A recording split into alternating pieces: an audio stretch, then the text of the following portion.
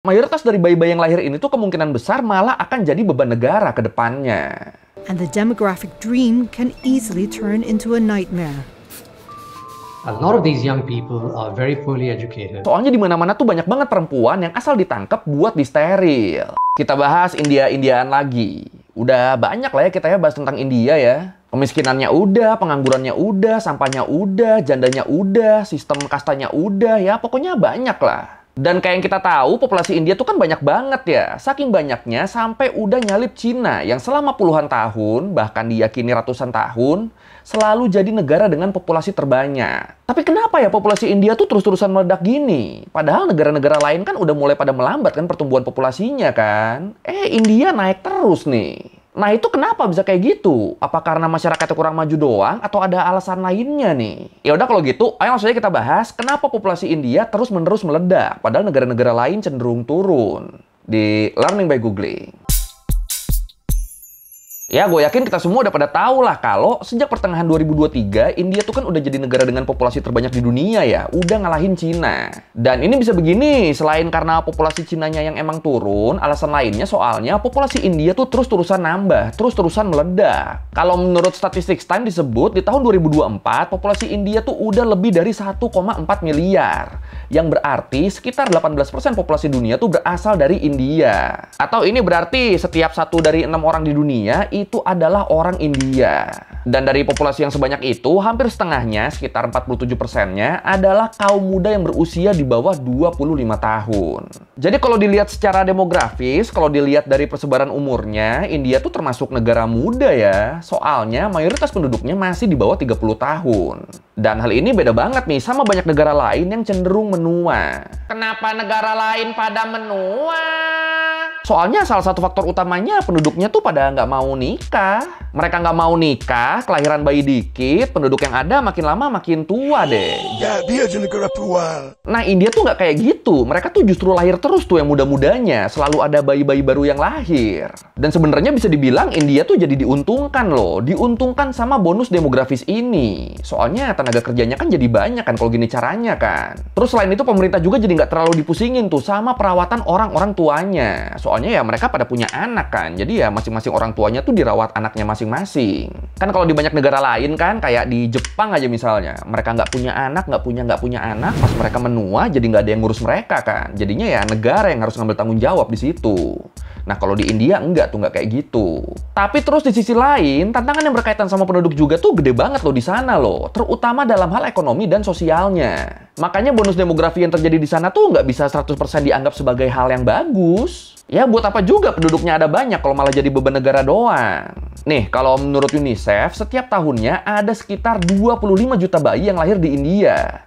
Dan ini berarti India nyumbang hampir 1/5 dari kelahiran anak tahunan di dunia. Setahun 25 juta kelahiran, berarti mereka 4 tahun tuh nambah 100 juta penduduk loh. Gimana nggak kerepotan itu pemerintahnya? Apalagi mayoritas dari bayi-bayi ini tuh terlahir dari orang tua dan keluarga yang miskin. Soalnya pasangan dari kalangan yang lebih baik secara ekonomi dan sosial kan mereka justru pada nggak mau punya banyak anak. Karena itulah makanya disebut mayoritas dari bayi-bayi yang lahir ini tuh kemungkinan besar malah akan jadi beban negara ke depannya. In 4 decades, India's population is expected to peak at about 1.7 billion people. China's, on the other hand, is expected to drop to about 1.2 billion. India's government will have to take on the unenviable task of educating its people. Tambahan dikit, lupa gue mau marketing. Jadi ya dengan India yang mayoritas penduduknya di bawah 30 tahun, jelas ini bagus kan? Soalnya mereka jadi punya tenaga kerja yang banyak. Tapi terus masalahnya, lapangan kerjanya ada gak nih buat nampung tenaga kerja sebanyak ini? Dan inilah yang jadi masalah di India sekarang, krisis pengangguran mereka. Sampai lulusan S2 tuh ada yang nyapu jalan loh kerjaannya loh, saking gak dapat kerjanya. Dan tentang krisis pengangguran di India ini, buat detailnya lu bisa tonton di video gue yang ini. Marketing. Experts say there is a window of opportunity, but miss it, and the demographic dream can easily turn into a nightmare. A lot of these young people are very poorly educated. Tapi yang menarik nih, kalau menurut database.earth disebut, sebenarnya kalau dilihat dari total angka kesuburannya, India tuh ada di bawah angka pergantian yang ideal loh. Jadi idealnya setiap wanita tuh kan melahirkan 2,1 anak ya, sebagai angka pergantian. Nah, di India angkanya tuh cuma 1,9 anak per wanita, nggak nyampe angka ideal, nggak nyampe angka pergantian. Dan kalau mungkin di sini masih ada yang bingung angka ideal tuh apa, angka pergantian itu apa, kenapa idealnya 2,1 anak per wanita, lu bisa tonton di video gue yang ini.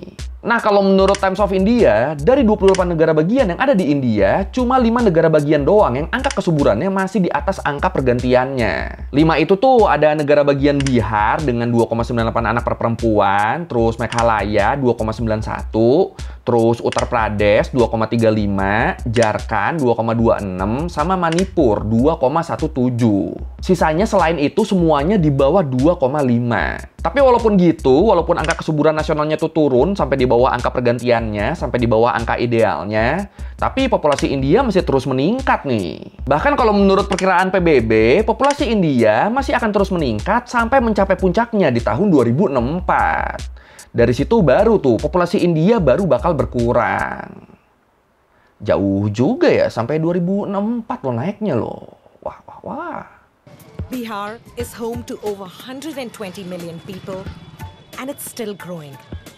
Over the next decade, 1/3 of India's population increase will be driven by just 2 states, Bihar and neighboring Uttar Pradesh. Nah, kalau menurut The Conversation, walaupun mungkin banyak yang nyalahin masalah overpopulasi India ini ke pemerintahnya, karena pemerintahnya nggak tegas ngebikin kebijakan soal kependudukan, tapi sebenarnya India tuh justru jadi negara pertama di dunia yang menerapkan program keluarga berencana secara nasional. Jadi kan kebanyakan pemerintah negara-negara di dunia tuh kan baru mulai bikin catatan kependudukannya tuh kan di tahun 1950 ya. Nah, India di tahun 1952 ketika negara-negara lain baru pada mulai nyatet-nyatet penduduknya, mereka tuh udah mulai nerapin aturan KB. Cuma ya waktu itu aturannya masih nggak terlalu ngaruh sih, angka kelahirannya tuh masih tetap tinggi, masih 5,7 anak per wanita.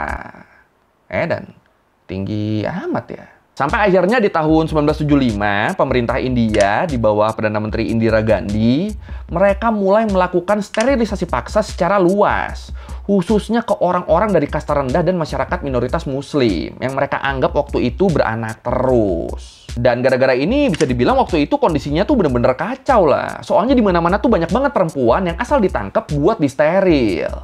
Bener-bener ditangkap random aja udah. Bodoh amat mau orangnya udah beranak atau belum, tua atau muda, itu bodoh amat. Pokoknya pada ditangkap buat disteril paksa. Bener-bener asal ya caranya ya. Dan akhirnya karena cara ini dianggap terlalu kejam dan gak manusiawi, kericuhan jadi terjadi di mana-mana deh. Mereka pada nuntut biar program steril paksa dihentikan. Dan akhirnya program ini beneran di stop di tahun 1977. Bener-bener gak pernah diterapin lagi dari situ. Dan karena kayaknya dari situ orang-orang India tuh jadi pada malas sama sterilisasi dan KB, akhirnya angka kelahirannya tuh jadi makin meningkat lagi di sana. Bahkan kalau menurut India Currents disebut, sekitar 13 juta dari 25 jutaan anak yang lahir di India tiap tahunnya adalah anak-anak yang tidak diinginkan. Anak-anak yang terlahir dari orang tua yang nggak mau atau nggak siap punya anak atau nambah anak. Ya intinya hampir setengahnya tuh anak-anak yang nggak sengaja ke produksi lah. Dan kalau dilihat secara lebih luas, sekitar 30% dari total populasi India sekarang adalah manusia yang tidak diinginkan. Yang dulu lahir dari orang tua yang nggak mengharapkan mereka. Oh ya, ini anak-anak yang tidak diharapkan ini, selain karena orang tuanya nggak mau atau nggak mampu KB, selain itu banyak juga yang merupakan anak hasil ruda paksa. Ya, kasus-kasus pelecehan di India kan emang masih gila banget ya. Nih, kalau menurut The National Crime Record Bureau disebut, di tahun 2019 ada lebih dari 32.000 kasus ruda paksa di India. Yang artinya setiap hari ada 87 kasus perempuan yang dilecehkan. Dan gilanya kalau menurut UNICEF, hampir 95% pelakunya adalah orang yang dikenal sama korban. Nah, gara-gara ini jadi makin banyak deh kelahiran-kelahiran yang tidak diinginkan di India. Aduh. Yes, in fact, the forced sterilization campaign became a big issue as not so much a family control, population control measure, but as an oppressive measure. Terus kalau menurut CNN, selain masyarakatnya, pemerintah juga tuh sebenarnya cukup keberatan loh sama populasi India yang meningkat terus. Soalnya yang jadi masalah tuh tadi, yang lahir tuh lebih banyak anak dari keluarga miskin daripada keluarga yang mampu secara finansial. Dan hal ini ternyata cukup merugikan negara loh. Soalnya selama bertahun-tahun, tiap tahunnya pemerintah India tuh ngabisin uang negara sebanyak lebih dari 100 juta US dollar. Cuma buat ngasih sosialisasi alat kontrasepsi dan ngejalanin program KB. Di saat sebenarnya uang ini mungkin bisa dipakai buat hal-hal lain yang lebih penting, kayak buat bantuan pangan, pengaliran air bersih, pendidikan, ya macam-macam lah. Terus kalau menurut China Morning Post di tahun 2021, pemerintah India tuh sebenarnya sempat pengen ngikutin program One Child Policy-nya Cina. Cuma terus nggak jadi, karena banyak yang kritik karena dianggap nggak mungkin berhasil. Yang ada ntar cuma nambah-nambah masalah doang, sama buang-buang duit doang. Ya, di Cina juga kan dulu kan jadi masalah kan, soalnya gara-gara satu keluarga cuma boleh punya satu anak, akhirnya anak-anak yang perempuan banyak yang dibuang tuh, atau bahkan dibunuh. Karena ya itu, mereka ngarepnya punya anak laki-laki. Nah, orang-orang takut kalau India nerapin kebijakan ini juga, takutnya nantinya kena masalah yang sama mereka. Makanya pada nolak. Dan walaupun dana KB yang dikeluarin tuh udah banyak, tapi nyatanya layanan sterilisasi atau KB lainnya tuh masih susah buat dijangkau sama masyarakat miskin. Masyarakat yang sebenarnya paling butuh KB. Jadi disebut banyak dari mereka yang harus jauh-jauh pergi ke kota dulu kalau pengen KB. Yang berarti mereka harus keluar duit buat ongkos segala macem kan. Tapi terus pas udah nyampe, mereka suka ditolak tuh karena berbagai alasan. Jadinya ya udah pada nggak mau nyoba KB lagi karena dianggap sia-sia, cuma ngabisin duit doang. Jadinya pada mikirnya, ngapain lah KB lah, gue udah nyoba ke kota, udah ngabisin duit segala macem, nyampe sana juga ditolak, ya udahlah mending nggak usah lah, jadi pada yang mikir gitu tuh. Dan akhirnya gara-gara ini makin banyak deh tuh keluarga miskin yang terus-terusan beranak. Tapi ya kayak yang kita bahas di awal tadi, walaupun populasi India tuh terus meningkat, tapi sebenarnya angka kesuburannya tuh cenderung rendah loh. Cuma 5 negara bagian doang kan tadi yang ada di atas angka pergantian. Yang angka kelahirannya ada di atas angka ideal, di atas 2,1. Dan kalau menurut BBC, negara bagian yang paling banyak nyumbang angka kelahiran adalah negara-negara yang ada di wilayah utara, yang cenderung lebih miskin dan kurang berkembang. Sementara buat negara-negara bagian yang ada di selatan, yang lebih maju dari segi ekonomi, pendidikan, infrastruktur, dan layanan publiknya, mereka tuh malah pada nggak mau punya anak. Padahal dulunya negara-negara bagian di selatan tuh udah pada mencapai angka pergantian dari beberapa dekade yang lalu loh. Kayak Kerala yang mencapai angka pergantian di tahun 1988, terus Tamil Nadu di tahun 1993, dan sisa negara-negara bagian di selatan lainnya di pertengahan tahun 2000-an. Tapi ya itu dulu ya, angka kelahiran mereka di atas rata-rata ideal tuh itu dulu. Kalau sekarang negara-negara bagian di selatan ini, rata-rata angka kesuburan totalnya tuh justru kurang dari 1,6 anak per wanita. Sekarang malah jauh banget dari angka pergantiannya yang 2,1. Bisa gitu ya, cuma dalam kurun waktu ya kurang lebih 20 tahunan lah ya berarti ya. I don't see these trends improving in the near future because the major problem here is the lifestyle factors and lifestyle doesn't seem to be improving. Tapi yang paling parah dari semuanya tuh negara bagian Sikkim sih, yang kalau menurut data dari National Family Health Survey, angka kesuburan totalnya tuh cuma 1,1 anak per wanita.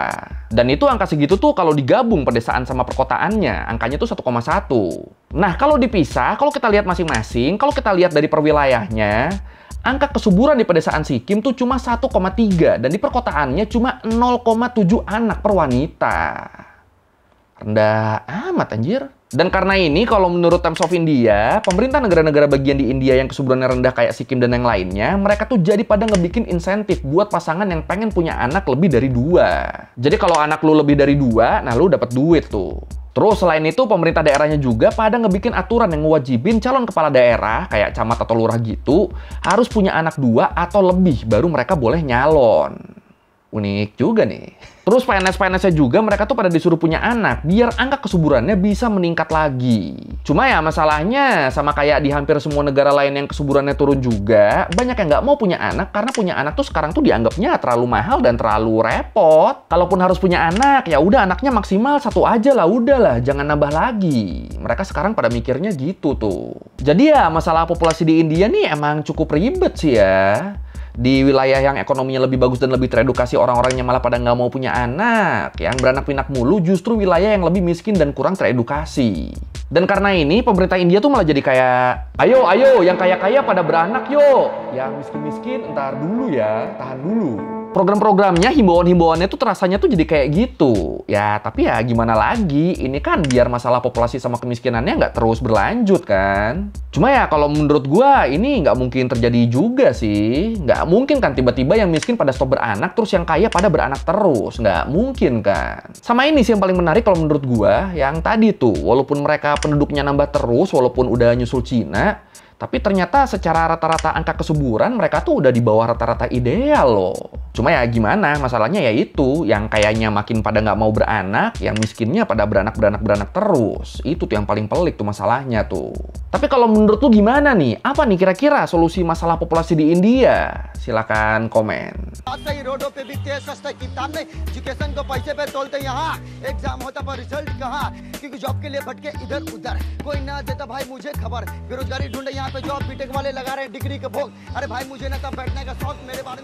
Oke, sekian review kali ini tentang masalah populasi di India. Kenapa populasi India tuh naik terus, padahal negara-negara lain cenderung pada menurun. Ternyata ya itu ya, kelahiran di masyarakat miskinnya tuh yang nggak terkontrol tuh.